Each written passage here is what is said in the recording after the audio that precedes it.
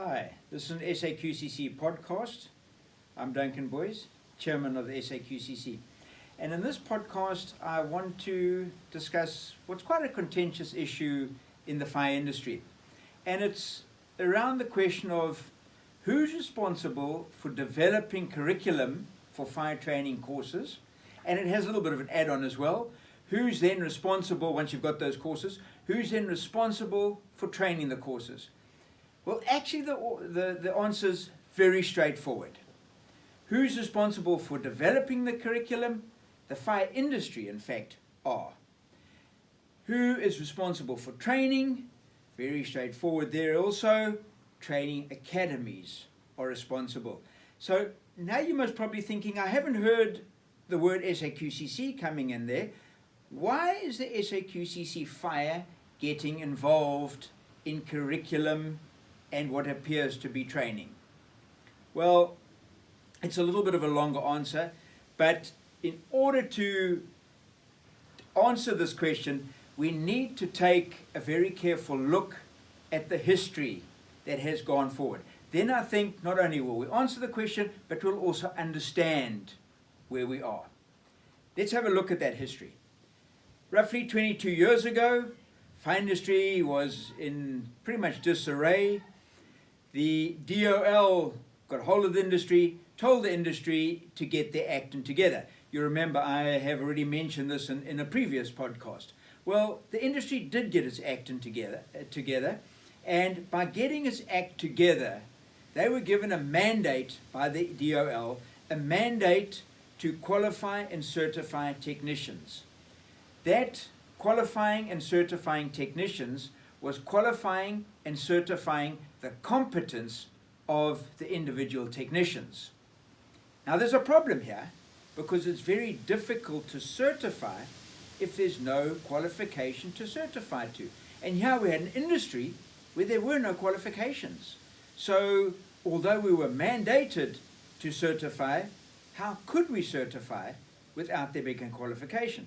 So SAQCC Fire then had to take a step back, and they invited training academies from around the country to develop fire-related courses. Most unfortunately, the training academies were not interested. So the SAQCC Fire took it upon themselves to develop these courses. Now, because the people working within the SAQCC Fire are doing so on a voluntary basis, they sought assistance from people within the fire industry to develop these courses. There was one advantage, I suppose we can call it, regarding developing these courses, and the advantages are that there are, and were back then as well, SANS courses which apply to the fire industry. So as long as the course met the SANS standards, then the course material was going to be fine. So instead of just going into this whole process like a bull in a china shop, these course developers, and there were about 3 of them who were willing to put up their hand and develop the courses, they then sought through SAQCCC courses. They tried to find courses that were already available. So we didn't want to reinvent the wheel. We just wanted to use what was there. And they found certain courses. For example, they found courses on pipework. They found courses on cabling. But when they went deeper into those courses, they found out that the pipework course pertained to plumbers, and it didn't pertain to gaseous systems. And the cabling course, for example, pertained to electricians, and again, didn't pertain to people doing detection and gas. This already created a problem. That material was not suitable. So the course directive was continue with developing our own courses. At the same time, SAQCC approached CETA. They approached a number of CETAs actually for advice and assistance. They simply were not interested.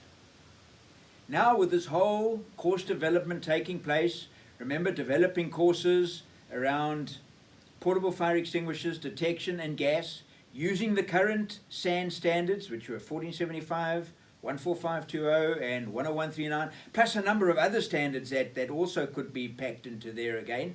So these courses started taking form. And in fact, not just taking form, they took form in a tiered level. So you could start at a certain tier and work your way up. A lot of work had been put into developing courses. Because there was no assistance from the CETAs, the DOL, in around about 2016, suggested to the SAQCC that they took the QCTO route.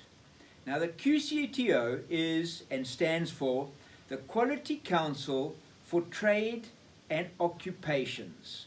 Very much like the old technical side. So you have a university side and you have a technical side. Perfect for our industry. And so we started that process.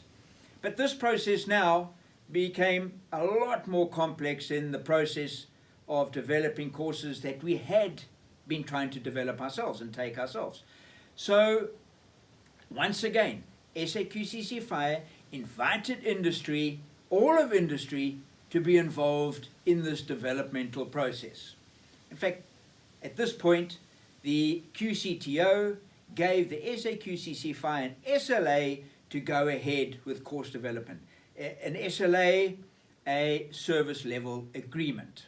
So there was agreement between the two. A little bit about course development. Course development is incredibly, and I'm talking about QCTO course development, it's incredibly complex. There are about 8 levels that one has got to work through.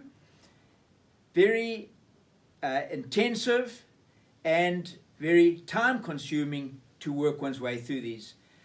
Now, the other thing about course development is that course development has to involve the whole industry. So those people who think that there is somebody developing a course and they're going to develop it for their own self-gain, it's incorrect thinking. The entire industry has to be involved in that course development process. Now, again, going back to the SAQCC, there was nobody within the SAQCC who had the time to develop courses. So using the funds of the SAQCC employed a course developer to move ahead and develop our courses along the direct lines of the requirements of QCTO. About 18 months ago, we're not quite sure how, but the QCTO gave another organization a similar SLA. That organization was an organization called SAFTA. For some reason, SAFTA have been against the SAQCC Fire being involved in course development. And from a personal side, I'm not really quite sure why, because you'll record, I've already said that developing a course, developing a curriculum, involves the entire industry, not just bits and pieces of the industry. They were, by the way, invited to the inaugural meetings. They chose not to partake any further. So be it. But once a course and curriculum has been developed, it doesn't belong to whoever was developing it.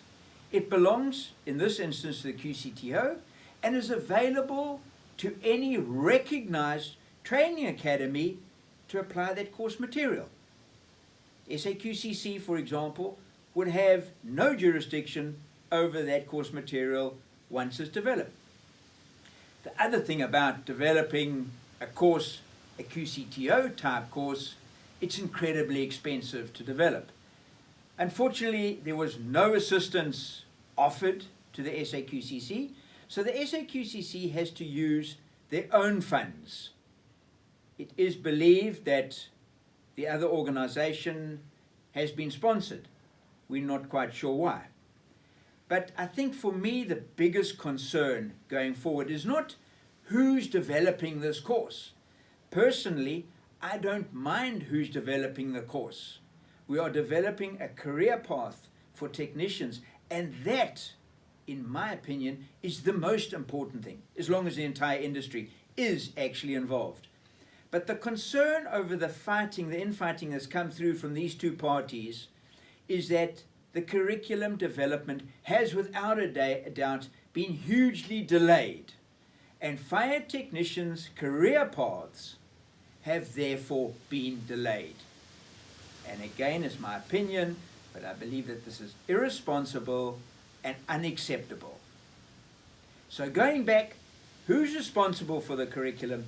The industry are responsible for curriculum. Who's responsible for training? Training academies are. The SAQCC Fire is not a training academy, and they will not get involved in training.